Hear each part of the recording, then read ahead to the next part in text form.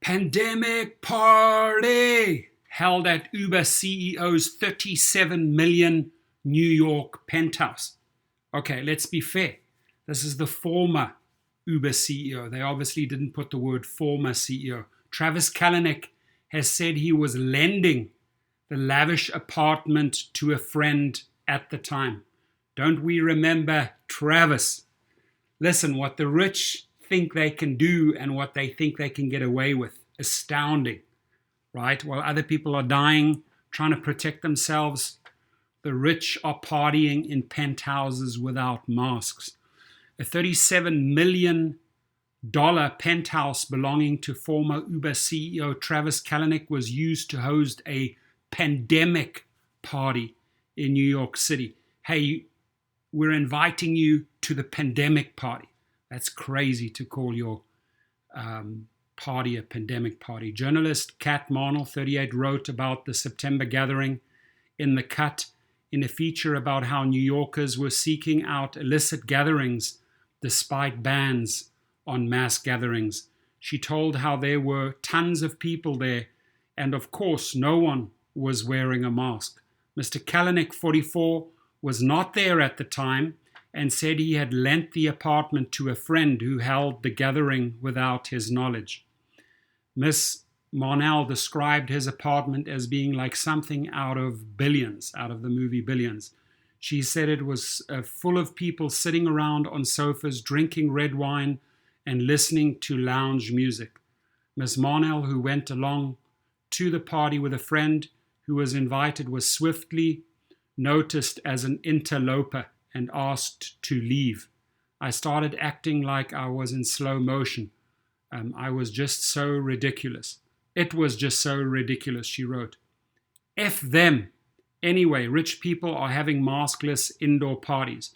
Mr. Kalanick, who is worth an estimated $2.6 billion, bought the penthouse in August 2018 with our money that the drivers brought in, with our cash. Never forget that, Travis.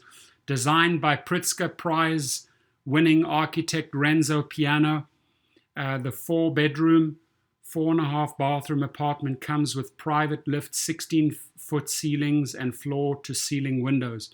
The property has 2 terraces with stunning views, one of them with a private 20-meter saltwater swimming pool. Mr. Kalanick co-founded Uber in 2009, but was forced to step down in 2017.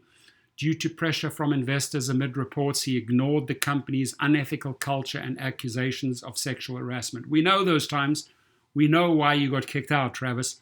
Naughty boy. He started a venture capital company, 10100, which he said would be focused on tackling large-scale employment opportunities by investing in e-commerce innovation and real estate in emerging markets like China and India. The California-born entrepreneur is also CEO of a startup called City Storage Systems, which works on unused real estate. Part of their portfolio is ghost kitchens, where restaurants use a kitchen to prep food, avoiding the need for large space in their own kitchens. All right, so Travis, no more pandemic parties, please. Let's all work together, right? I truly feel like sending Travis, if you could hit me up with your address, I'll send those guests at the party. I have many masks, right? I'll send a few hundred masks if you need. Compliments, Rideshare Professor. And a huge shout out to my sponsor, Cover, Kover, starting at $7 a month. It covers all these gig companies. You get 24/7 health service, sick leave, paid time off, automatic mileage tracking, legal protection. What does that mean, legal protection?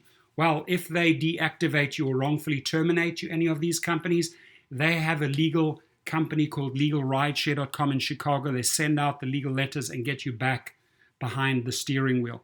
You also get 80% of your lost earnings covered if you end up in hospital or your car is in the workshop. Now, the legal arm, which is LegalRideshare.com, I had the honor of having Brian Greening, the head attorney, on our show here before. Amazing man. They really care about drivers. So if you've been in an accident, you've had a bad injury. I had a bad injury like 3 months ago. It wasn't in a car. If it was in a car, I would have, if it was with Uber or Lyft, I would have contacted Bryant at Legal Rideshare, right? And they will go after the company, handle the entire insurance claim process for you. If your car was damaged, if you have hospital fees, if you had lost wages, for example, I've been out of commission now for 3.5 months. I would have had a massive claim to put in for lost wages. But again, it didn't happen on the Uber clock. But it's not just for the driver. Even the riders in your car, you need to go after the damages. If they were hurt, if somebody hit you while you were on an Uber or Lyft trip or Amazon Flex trip, contact legalrideshare.com in Chicago. Have a great day.